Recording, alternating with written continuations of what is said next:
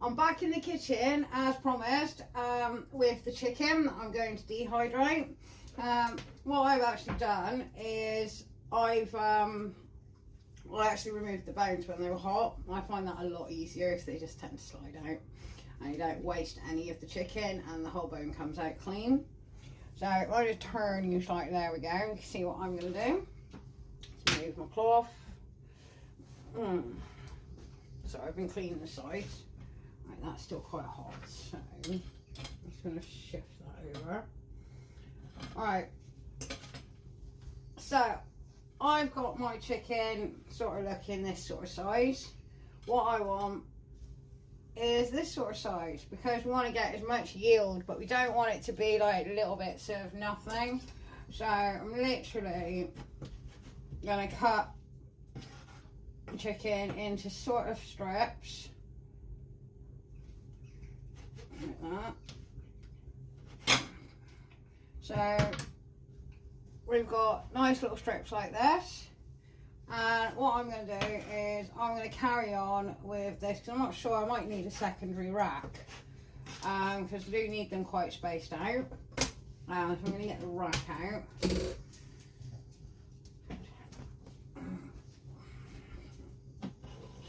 Quite good because I've obviously been able to use the same rack over and over again, which is brilliant. So I'm just going to get that out to the side, and I'm going to start putting it on the rack. But we want them ideally really nicely spaced. I'm going to just quickly show you. Put a few on the rack here so you can see. That's cooled down quite nicely. And you see, if I put my jumper in, there we are. You want them sort of spaced out quite evenly.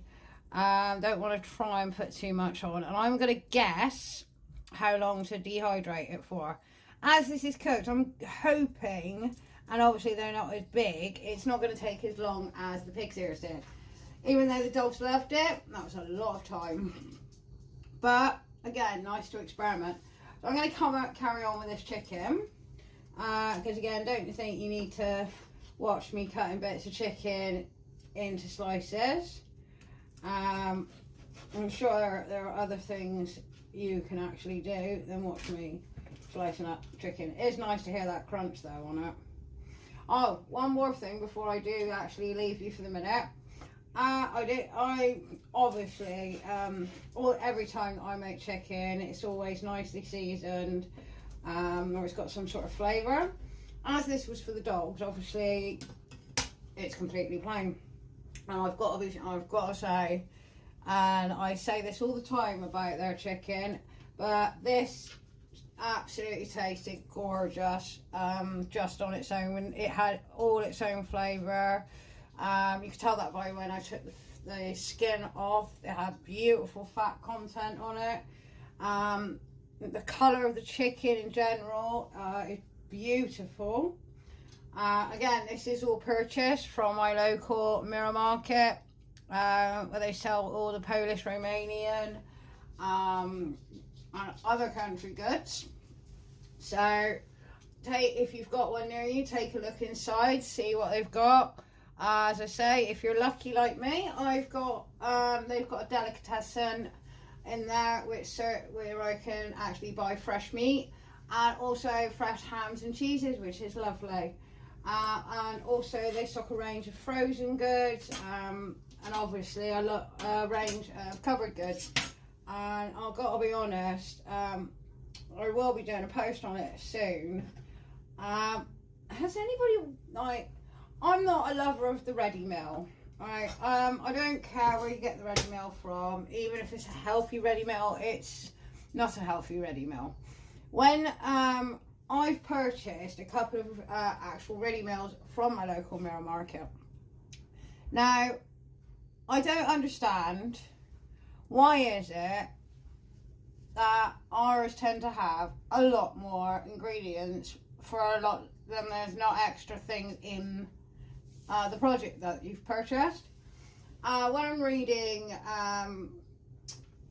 the foreign back of the packet, all it included was what was in there, and obviously I understand there's an Asian as the gas, like the same as the gas lettuce. That's obviously used to hold it as a fresh produce.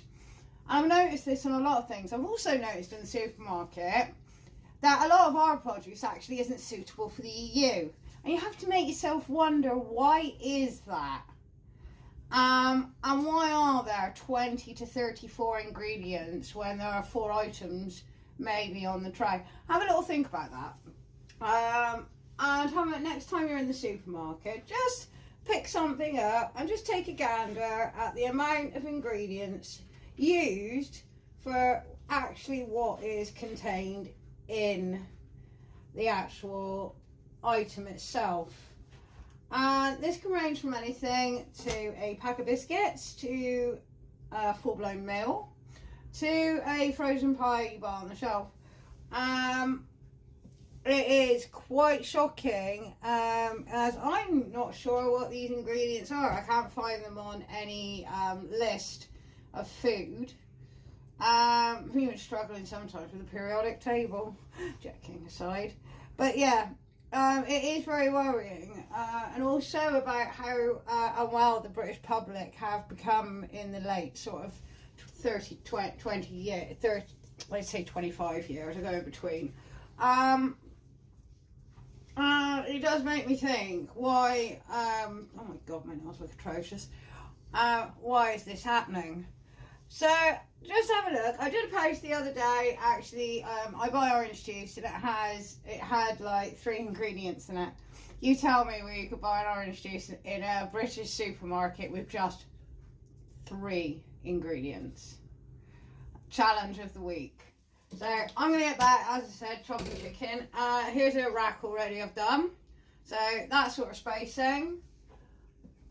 We want a nice distance between it. And I'm going to get back and carry on with the second half. And I shall see you in a minute, guys.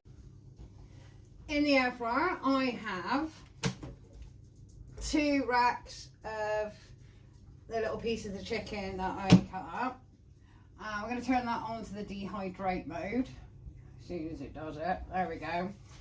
It's automatically gone to 75. I'm going to tell it we're doing chicken, which is really handy.